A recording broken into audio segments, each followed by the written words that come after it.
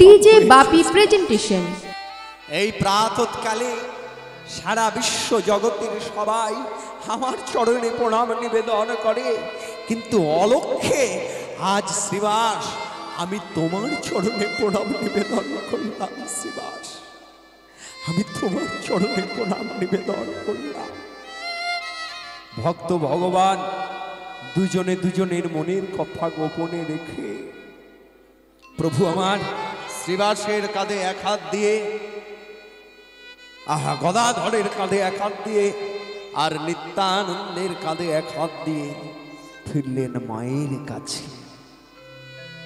ভক্তমণ্ডলী, ভক্তিমতী মায়েরা, কিন্তু যে পাষণ্ডে এই অত্যাচার করে ঘরে ফিরে গেলেন, তার গতি কি হলো? তার গতি কি হলো? একদিন গেল, দুদিন গেল, 3 দিন, আর এই যে স্ত্রী স্পর্শটা লেগেছে, পাপ নাকি ছাড়ে? কি বাপকে পাপ নাকি ছাড়ে? বাপ এই যে স্ত্রী স্পর্শটা লেগেছে, 3 দিন পরে চাপাল গোপালের হইল কুষ্ঠ ব্যাধি। হইল কুষ্ঠ ব্যাধি। নিস্তারিণী নিস্তারিণী কহয়ে কহয়ে কাঁদি। ঝুলে গেল, পুড়ে গেল, ঝুলে পুড়ে আবার দেখো ছাড় খাড় হয়ে গেল। ওগো নিস্তারিণী, ওগো আবার সকল ধর্মিনী, চেয়ে দেখো আজ আবার কি হয়েছে, একবার চেয়ে দেখো গো। নিস্তারিণী কুষ্ঠ দেখি চমকি উঠিল, হায় হায় হায় হায় হায় গো।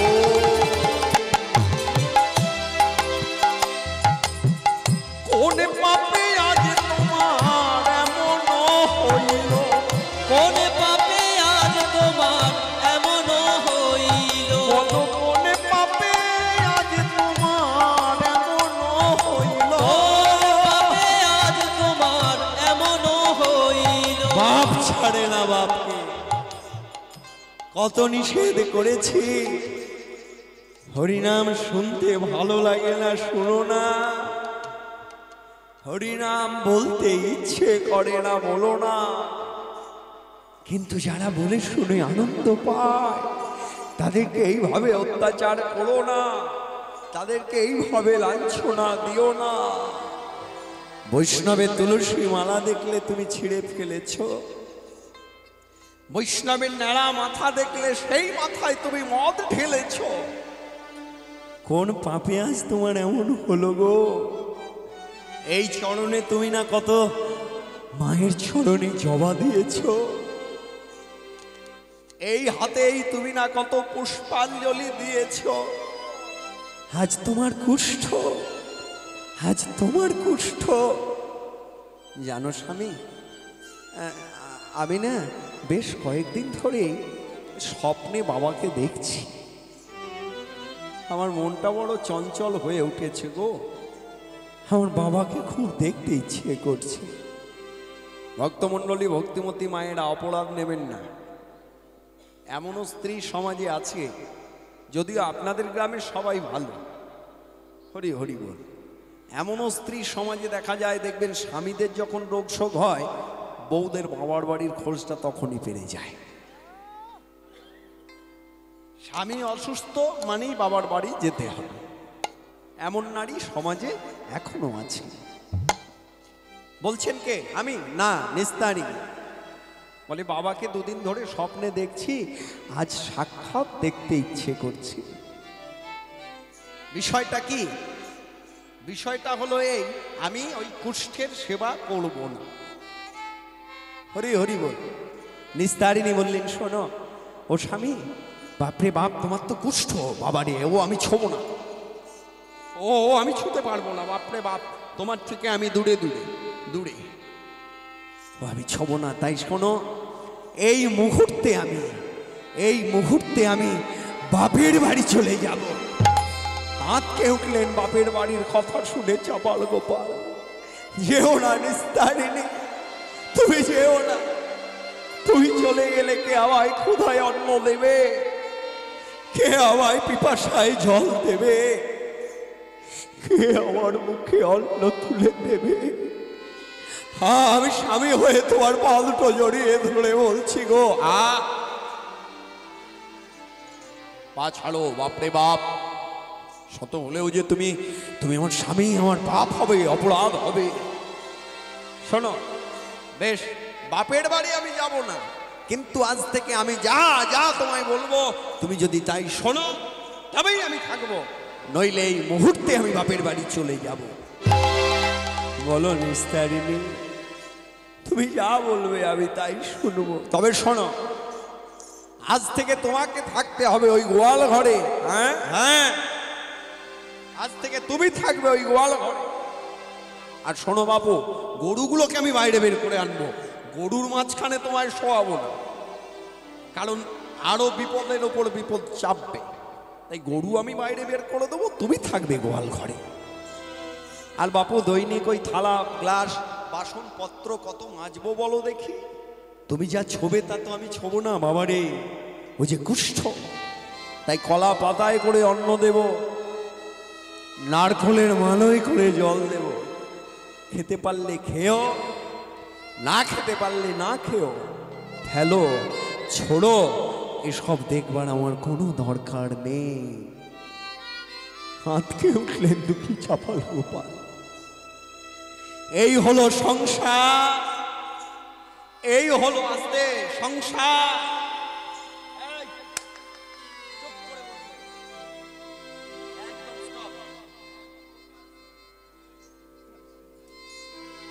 এই হলো সংসার, এই হলো সংসার। যে সংসারে এত সত্য মিথ্যা কর্মের মধ্য দিয়ে আমি এত ঘর বানালাম, এত থালা বাসন এনে দিলাম, এখন আমি থাকবো গোয়াল ঘরে।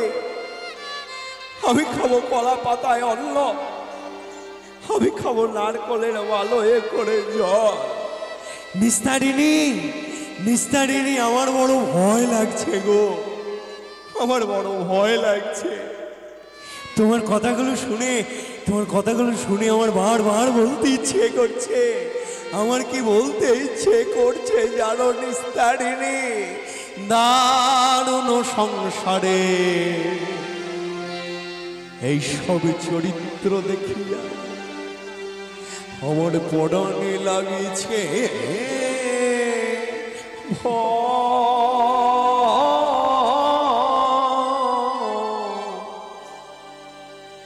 দারুণ সংসারে এই সব চরিত্র দেখিয়া কলিকাল সাপের মুখে, কলিকাল সাপের মুখে সুতিয়া রয়েছে। ওর না জানি কখন কি হয়, আমার না জানি কখন কি হয়, আমার না জানি কখন কি হয়, আমার না জানি কখন কি হয়, আমার না জানি কখন কি হয়, আমার না জানি কখন কি হয়, আমার না জানি কখন কি হয়, আমার না জানি কখন কি হয়। আমার মনেরই মরমে তোমার সেবিনু, মনেরই মরমে তোমার সেবিনু, তাজিয়া বাংলা বলো। মনেরই মরমে তোমার সেবিনু, তাজিয়া বান্ধ বলো। ওই কাছেরই ভরম মানিক হারানো পাইয়া কতে কোষ, ভরমে মানিক হারানো পাইয়া কতে কোষ। ওই কাছেরই ভরম মানিক হারানো পাইয়া কতে কোষ,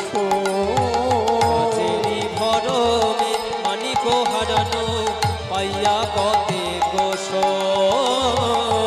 সুখের লাগিয়া এ ঘর বাঁধিল, সুখের লাগিয়া এ ঘর বাঁধিল, সুখের লাগিয়া এ ঘর বাঁধিল, সুখের লাগিয়া এ ঘর বাঁধিল, হইল দুঃখেরি পরে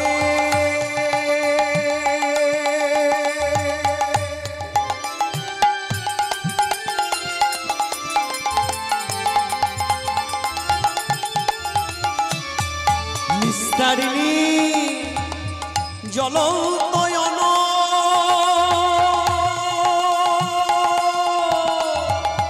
জলনয়ন দেখিয়া কত হইছে জ্বলিয়া মরে। জলনয়ন দেখিয়া পতঙ্গ জইছে জ্বলিয়া মরে।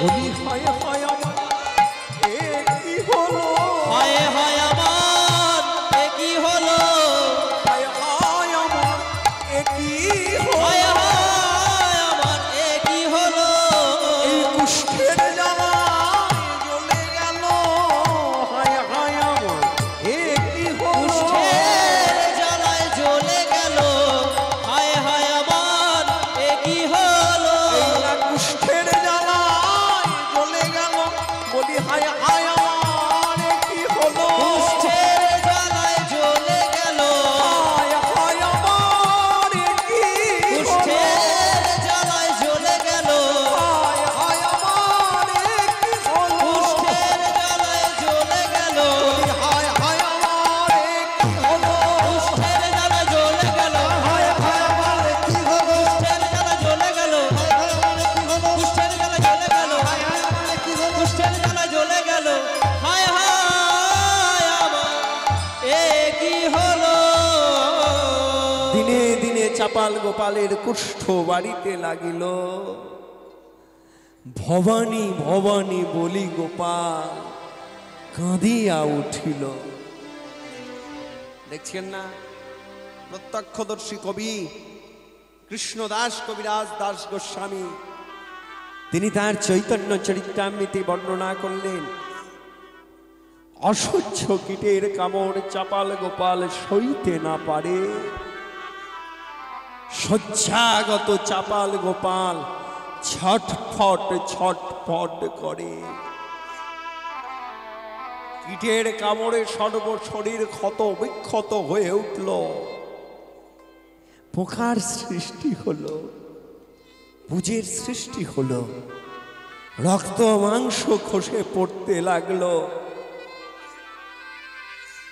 চিৎকার করে কেঁদে উঠল জ্বালা যন্ত্রণায়, মা মা ভবানী আর আমি সহ্য করতে পারছি না রে মা, অসহ্য অসহ্য কীটের কামড়ে আমার সর্ব শরীর ক্ষত বিক্ষত হয়ে উঠেছে মা, কোন পাপে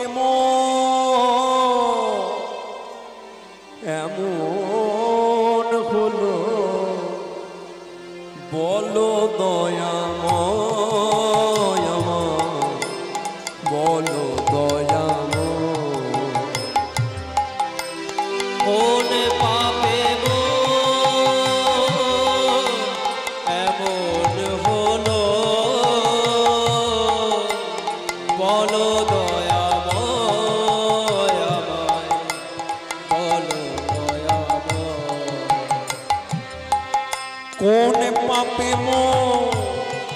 এমন হলো বলো দয়াময় আমার, বলো দয়াময়, কোন পাপে মোর এমন হলো বলো দয়াময় আমায়, বলো দয়াময়, এই জীবন আমার মোমের বাতি পুরে হলো জীবন আমার মোমের বাতি পুরে হলো এই জীবন আমার মোমের বাতি পুড়ে পুড়ে হলো ক্ষয়। এই জীবন আমার মোমের বাতি পুড়ে হলো ক্ষয়। কেঁদে কেঁদে বলবো প্রভু, এই কি তোমার বিচার প্রভু? কেঁদে কেঁদে বলবো, আমি কেঁদে কেঁদে বলবো প্রভু, এই কি তোমার বিচার প্রভু? কেঁদে কেঁদে বলবো কোন অপরাধে এই জীবনে, রাধে এই জীবনে, কোন অপরাধে এই জীবনে রাধে এই জীবনে আমার শাস্তি কেন হয় আমার, বলো দয়াময়। ওরে পাপে ও এমন হলো, বলো দয়াময় আমায়, বলো দয়াময়। কোন পাপে গো বলো দয়া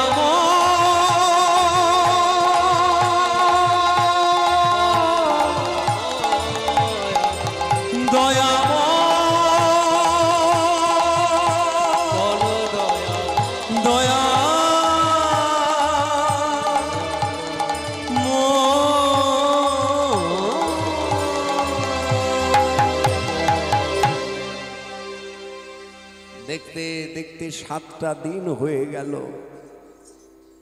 নিস্তারিণী চাপাল গোপালের কোনো সাড়া শব্দ শুনতে পেলেন না।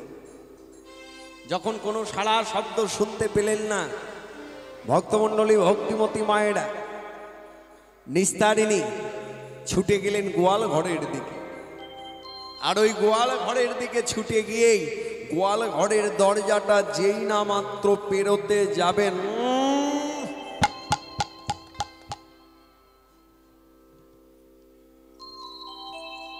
হ্যাঁ গো, মানুষের গায়ে এমন গন্ধ হয় গো। যদি জানতাম কোন পাপ করলে মানুষের গায়ে এমন গন্ধ হয়, তাহলে বলতাম বাপু এই গন্ধওয়ালা পাপ টাপ যেন কেউ করো না। ও মায়েরা, পাপেরও গন্ধ আছে, শুনেছেন কোনোদিন? হ্যাঁ, শোনেন নাই? হ্যাঁ, পাপ করুন, দুঃখ নাই। পাপ করুন, লড়ি লড়ি পাপ করুন, গাড়ি গাড়ি পাপ করুন, কিন্তু মনে রাখবেন পাপ যেন গন্ধওয়ালা না হয়। আমি বলছি না, নিস্তারিণী বলছি। কোন রকমে নাকে কাপড়টা দিয়ে যেই না মাত্র ওই গোয়াল ঘরের মধ্যে প্রবেশ করেছেন, কি এ তো কোনো সাড়ার শব্দ নেই গো। এ তো গায়ের মাংস খসে খসে পড়ছে, পুঁজ রক্ত, বাপরে বাপ, ছি ছি ছি ছি ছি ছি ছি। তবু শত হলেও স্বামী 7টা দিন যখন সাড়া নাই, একবারের জন্য তো দেখি বেটা মরল না বাঁচলো, তবে মনে হয় এ পাপ বাবু থাকার থেকে বিদে হয় ভালো। স্বামীর কাছে গিয়ে নিস্তারিণী ডাকছেন, ও স্বামী, স্বামী গো। এ কি স্বামী না আসামি সেও তো বোঝা যায় না। বলি একাতরে তো কোনো সাড়া নাই, তাহলে এটা স্বামী না আসামি? বলি ও স্বামী, একটু জল দেব নাকি গো? ও স্বামী, একটু অন্ন দেব? এ তো বাপু কোনো সাড়া নেই। দেখি শেষবারের মতো একবার ডেকে দেখি। হ্যাঁ, বলি ও স্বামী, কই গো? বলি তুমি কি মরলে নাকি গো?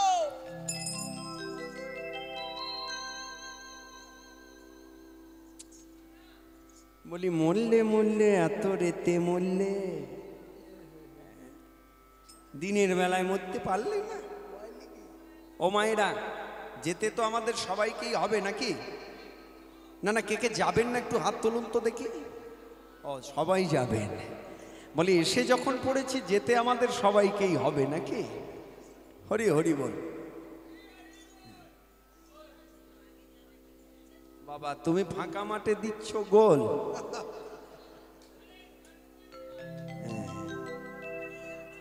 ভালো। বিষয়টা হলো এমন একটা লীলা আমাকে দিয়েছেন আজকে, যে লীলাটার চারিদিকে তাকালে শ্রোতা থাকতে হয়। কারণ এই লীলাটা এমনই একটা লীলা, আমি যেদিকেই তাকাচ্ছি সেই দিকেই ফাঁকা। হ্যাঁ, আপনারা আছেন। হরি হরি বল। বাবা আপনারা এইভাবে জগাই মাধায়ের মস্তক মুন্ডন হবার পরেও মত চলছে। না মা, এমন এক দুটো গেড়া কলে জগৎটা চলছে না, না বলেও আর পারলাম না। দুটোই ময়ে মদ আর ময়ে মোবাইল, এই দুটো যদি বিদেয় করা যায় মনে হয় দেশটা শান্তি হবে। যত এই ময়ের গন্ডগোল।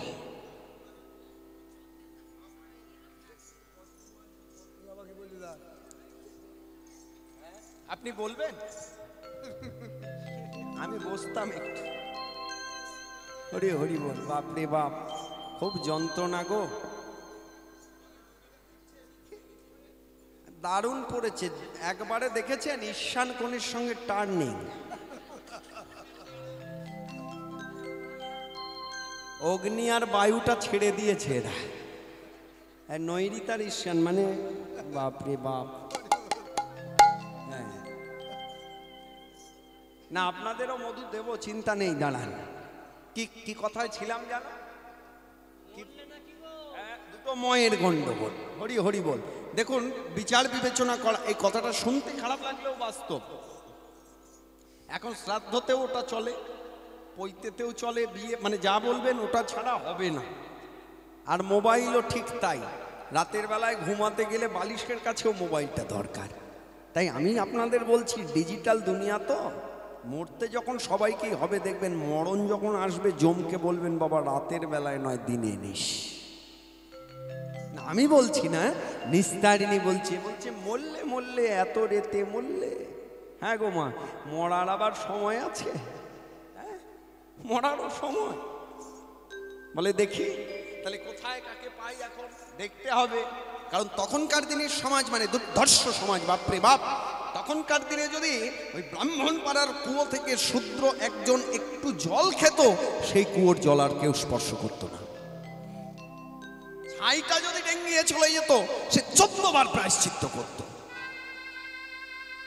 এইরকম একটা সমাজ। তারপরে দণ্ডবিধি আইন। আপনারা হয়তো অনেকেই জানেন না দণ্ডবিধি আইনটা কেমন, জানা আছে? দণ্ডবিধি আইন মানে আপনার কোটি টাকা থাকতে পারে, কিন্তু দণ্ড যদি আপনার উপরে পড়ে ঘটি শুদ্ধ বিক্রি হয়ে যাবে। ওই কোটি কোথায় চলে যাবে, এইটারই নামই দণ্ডবিধি। হরি হরি বল। তা নিস্তারিণীর বুকে ভয়, কারণ এই রাতের বেলায় মরেছে। তাহলে এই রাতের বেলায় তো ব্রাহ্মণ পাড়ার কেউ এমনিতেই আসবে না, কারণ আমার স্বামীর যা হয়েছে তাতে করে ওরে বাপরে বাপ, আমি বউ হয়ে যখন ছুটে চাইছি না, লোকে কেন ছোবে? সম্ভব? কেউ আসবে না। এমনিই তো যেদিন থেকে আমার স্বামীর এই দুর্দশা, আমার বাড়ির দুয়ার ছেড়ে দিয়েছে অন্য মানুষেরা। তবু একবার গেলেন মায়া কান্না কাঁদতে কাঁদতে নিস্তারিণী ব্রাহ্মণ পাড়ায়। কিন্তু সবাই মুখের উপরে দরজা বন্ধ করে বলে উঠলেন, দূর হয়ে যা। তোমার স্বামীর গায়ের গন্ধে ঘরে দৌড় দিয়ে পেরোনো যায় না, ওই মরা আমরা সৎকার করতে পারবো না। নিরুপায় হয়ে ব্রাহ্মণের মেয়ে হয়ে তৎকালীন সময়ে যেটা অসম্ভব, সেই অসম্ভবকে সম্ভব করে নিস্তারিণী ছুটে গেলেন কোথায়? রাতের অন্ধকারে হাড়িপাড়ায়। হাড়িপাড়ায় গিয়ে দুজন হাড়িয়াকে ডাকলেন, শূদ্রকে ডাকলেন।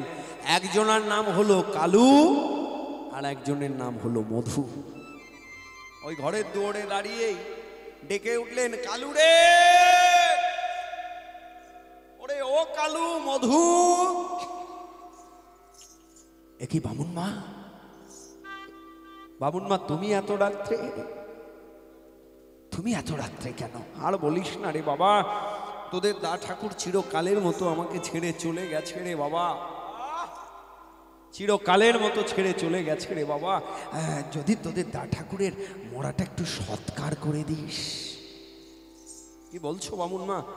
আমরা যে যাতে হারি, আমরা যে যাতে শূদ্র, আমরা যদি ওই মরাটা কাঁদতি তাহলে যে আমাদের অপরাধ হবে, পাপ হবে। ওরে না রে না, থাম।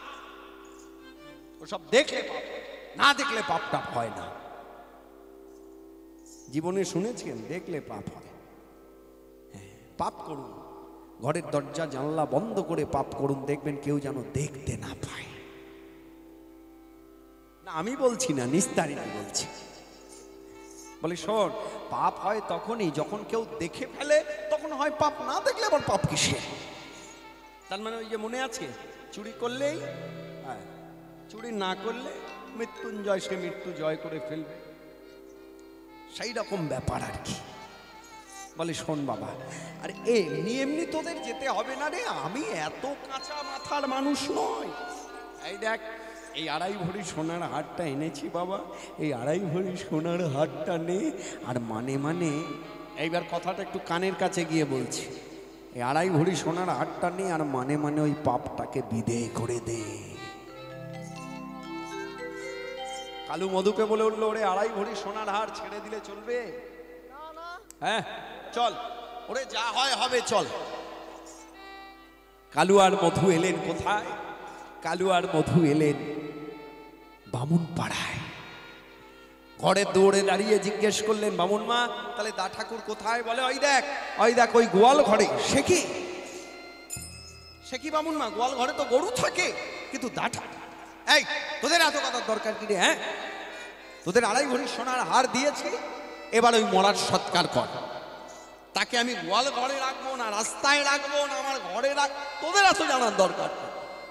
সত্যিই কর্তা ইচ্ছায় কর্ম, কর্তার ইচ্ছায় কর্ম আমাদের করতেই হবে। হরি হরি বল।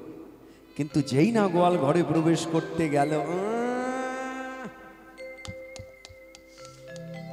ও বামুন মা, এ তো দুর্গন্ধ গো। ছি ছি ছি ছি বামুন মা, কিন্তু ধরবো কোথায়? ধরবার তো জায়গা নেই। কিন্তু বামুন মা একটা কথা। হ্যাঁ বল বাবা। আচ্ছা বামুন মা, ওই যে তুমি যে ওই যে সোনার হারটা দিয়েছো, ওই সোনার হারটা যেন কিসের জন্য দিয়েছো? বলে ওরে মরা সৎকার করবার জন্য। কি বললে বামুন মা? মরা সৎকার করবার। আবার বলো। মরা সৎকার করবার। ঠিক বলছো? আচ্ছা বামুন মা, মরা সৎকার করবার জন্য সোনার হার দিয়েছো, কিন্তু গন্ধের জন্য তো কিছু চুক্তি করো নাই বামুন মা? গন্ধটার জন্য কি হবে? ও বামুন, কি ওটা তোমার হাতে? ওই যে চকচক করছে, দেখো দেখো চকচক করছে। কালু বলছেন নিস্তারিণীকে, বামুন মা তোমার হাতে ওই যে চকচক করছে সোনার আংটিটা, গন্ধের জন্য তোমার হাতের ওই সোনার আংটিটা খুলে দাও। বামুন মা সোনার আংটি খুলছে আর বলছে, মরা মরেও গেল, আমাকে মেরেও গেল। নে 2.5 ভরি সোনার হার যখন গেছে, চালানা সোনার আংটি দিয়ে আর আমার কি হবে? নে এইবার তো বাবা সৎকার করে দে। ধরবার তো জায়গা নেই, রক্ত মাংস খসে পড়ছে, পূজের সৃষ্টি কার সৃষ্টি হয়েছে? কোনো রকমে বাঁধলেন 1 মাসে।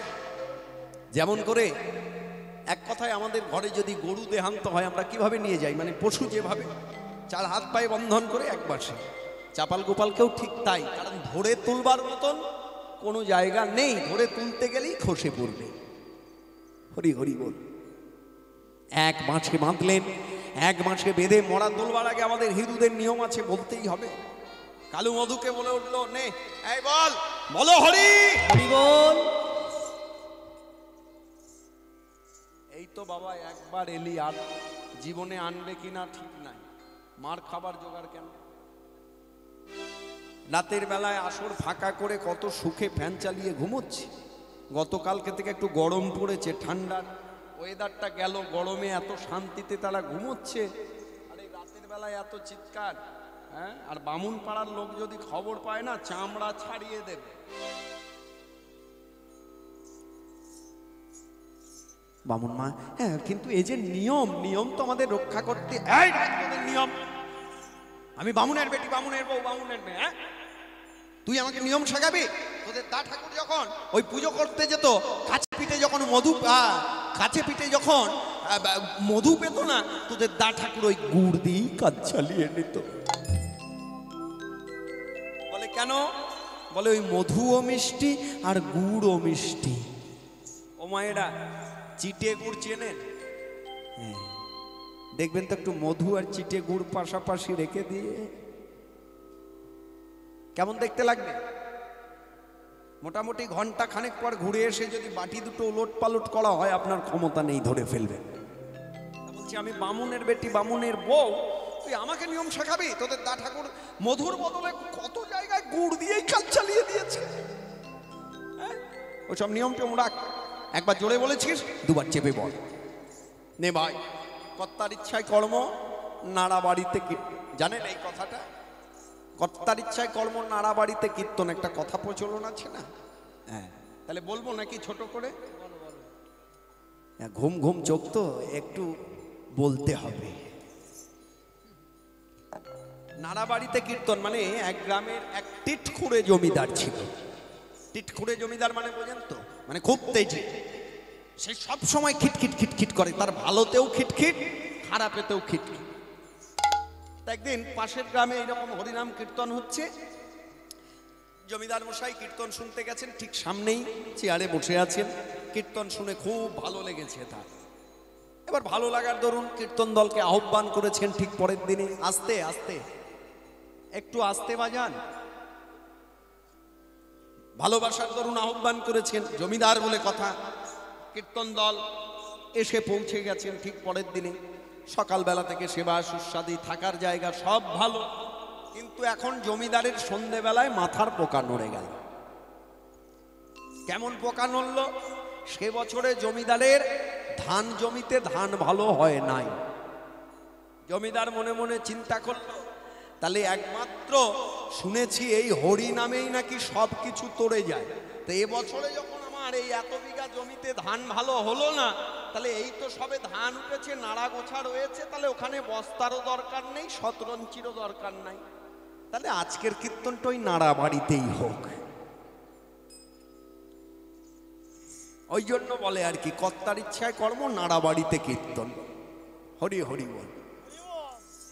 তা বললে শোন, ওইসব নিয়ম বাদতে দুবার চেপে বল। এই বল, বলো হরি হরি বল, বলো হরি হরি বল। কোন রকমে মলাটা শ্মশান ঘাটে নিয়ে গেলেন। এবার ওই শ্মশান ঘাটে নিয়ে গিয়ে চিতা সাজালেন। চিতা সাজিয়ে দিয়ে যখন চিতার উপরে শয়ন করিয়ে মুখাগ্নি করতে যাবেন, ঠিক এমন সময় কালু মধুকে বলে উঠল, নেড়ে শেষবারের মতো মধুমাখা হরিনাম দা ঠাকুরের কানে একবার দে। কারণ শ্মশান ঘাট তো সার্বজনীন, এখানে কারুর সম্পত্তি নেই, এটা সবা। এখানে হাড়ি মুচি চাড়াল চণ্ডাল উর্দু ফরাস ব্রাহ্মণ বৈষ্ণব কিছুই ভাগ নেই, এটা সবার। নে প্রাণ খুলে একবার বল, বলো হরি হরি বল, বলো হরি হরি বল, বলো হরি হরি বল।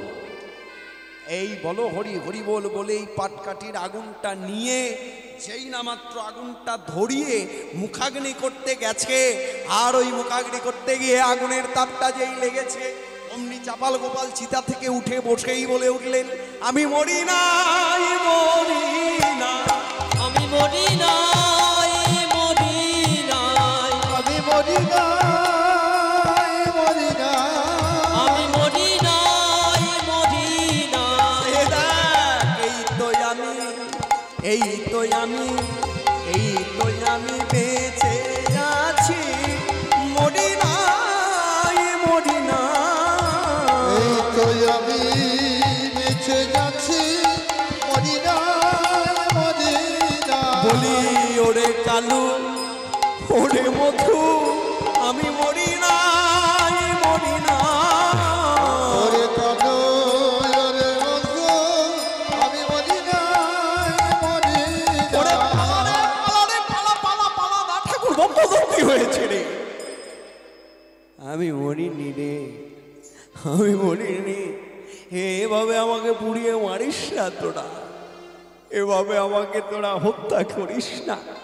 একই এ তো দা ঠাকুর সত্যই বেঁচে রয়েছে রে। যাতে ব্রাহ্মণ তার উপর আবার পুড়িয়ে মারতে চলেছিলাম, ব্রহ্ম হত্যার পাপে লিপ্ত হতাম। ও মায়েরা, কে না ভয় পায়? এখনকার দিনে শ্মশানে ইলেকট্রিকের ব্যবস্থা হয়েছে, তখনকার দিনে ছিল হ্যাচাকার ডে লাইট, এছাড়া আর কিছু ছিল না। তাও মানে মহাপ্রভুর আমলে ডে লাইট ছিল কিনা সেটাও ভাবনার বিষয়।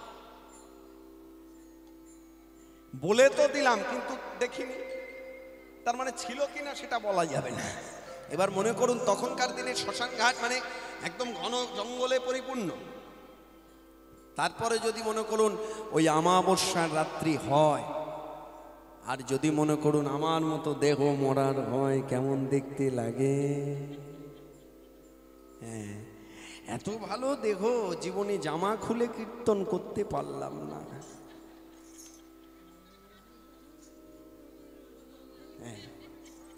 ওই গানটা ভালো করি বলেই আপনারা আনেন, নাইলে আমার আর কিছু ভালো নাই।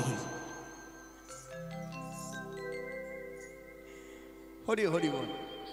না না, বিষয়টা কি জানেন, আমার মনে হয় তখন সিমেন্ট বালির দাম বেশি ছিল, রডের দাম কম, ওই জন্য রড চারিদিকে দিয়েছে, সিমেন্ট বালি কম। হরি হরি বল। তা বলে শোনো দা ঠাকুর, তোমাকে পুড়িয়ে মারবো না, ব্রহ্ম হত্যার পাপে লিপ্ত হব না, ঠিক কথা, কিন্তু মনে রেখো তোমাকে ঘরেও ফিরিয়ে নিয়ে যাব না। কিন্তু কেন রে বাবা, আমাকে ঘরে ফিরিয়ে নিয়ে যাবি না কেন? বলে শোনো, এখন যদি তোমাকে আমরা ঘরে ফিরিয়ে নিয়ে যাই, একে তো রাতের ঘুম আমাদের গেছে, তারপরে বাপরে বাপ সোনা বলে কথা, 2 ভরি 4 আনা সোনা, এ তো সব যাবে। এখন তোমাকে ঘরে দিতে গেলে আমাদের ঘরবার সমান হয়ে যাবে, সোনাও যাবে। অতএব বাপু, তোমার কপালে যতদিন আছে তুমি বাঁচবে, নইলে তো তুমি মরবেই। তা মরবে মরো, ওই শ্মশান ঘাটে পড়েই মরো, তুমি এই শ্মশান ঘাটেই থাকো। গৃহত্যাগী চাপাল গোপালকে চিতা থেকে নামিয়ে বৃক্ষতলে বসিয়ে দিয়ে হারি দুজনা আপন ঘরে ফিরে গেলেন। কিন্তু এই দুঃখী চপাল গোপাল রাতের অন্ধকারে শুধু চিৎকার করে মনের দুঃখে চোখের জলে বুক ভাসিয়ে বলতে লাগলেন, আমার কেউ নাই, আমার কেউ নাই, আমার সুসময়ে সবাই ছিল, কিন্তু আজ দুঃসময়ে, এই দুঃসময়ে আমার কেউ নাই। কিন্তু এই কেহ নাই ধ্বনিটি শুনতে পেলেন কে? পরম বৈষ্ণব লোচন দাস ঠাকুর। ঠিক তখন নিশি প্রভাত কাল, আর ওই নিশি প্রভাত কালে বৈষ্ণব লোচন দাস ঠাকুর সুরধুনি গঙ্গার ঘাটে স্নান করতে এসে শুনতে পেলেন কোথা থেকে যেন একটা কণ্ঠস্বর ভেসে আসছে, কেহ নাই, কেহ নাই, কেহ নাই। লোচন দাস ঠাকুর 1 পা 2 পা 1 পা 2 পা করে ছুটে গেলেন। ছুটে গিয়ে ওই দুঃখী চাপাল গোপালের সম্মুখে দাঁড়িয়ে এই প্রশ্ন করলেন, কে রে তুই, কে তুই? ওরে যার কেউ নাই, এই কলিকালে তার হরি আছে রে, হরি আছে। আর শোন, সঙ্গে শুধু হরি নয়, আছেন সঙ্গে তার গৌর হরি। নামটা শুনেই চমকে উঠলেন। লোচন দাস প্রশ্ন করলেন, কি নাম তো? আগে আমার নাম চাপাল গোপাল। চপল শব্দের অর্থ হলো চঞ্চলতার, গো শব্দের অর্থ হলো ইন্দ্রিয়। তোর ইন্দ্রিয়গণ চঞ্চল হয়েছিল রে, যার জন্যই আজ তোর এই দশা। শোন, তুই গৌর নামে মাতিয়ে তোল, গৌর হরির শরণাপন্ন হ। দুঃখী চাপাল গোপাল মনে মনে চিন্তা করলেন, সেই গৌর যে গৌরের হরিসভা বন্ধ করবার জন্য ছাগ মন্ড টানিয়েছিলাম, মদের হাড়া ছিটিয়ে লন্ড ভন্ড করে রেখেছিলাম, রক্ত চন্দন ছিটিয়ে দিয়েছিলাম, মায়ের চরণে দেওয়া প্রাসাদী জবা ফুল ছড়িয়ে ছিটিয়ে দিয়েছিলাম। প্রশ্ন করলেন লোচন দাস ঠাকুরকে, বৈষ্ণব, কিন্তু গৌর হরিও তো নবদ্বীপেরই ছেলে, আমিও তো নবদ্বীপের ছেলে, কিন্তু কি আছে ওর মধ্যে যা আমার মধ্যে নেই? একবার বলেছি সেই ভালো, আর বলিস না, আর বলিস না। আমার গৌরাঙ্গের রূপ বর্ণনা করে শেষ হয় না, আমার গৌরাঙ্গের কথা, গৌরাঙ্গের গুণগান গেয়ে শেষ করা যায় না। আমার গৌর হরি কে জানিস? অবতার গোরায় অবতার, কেন না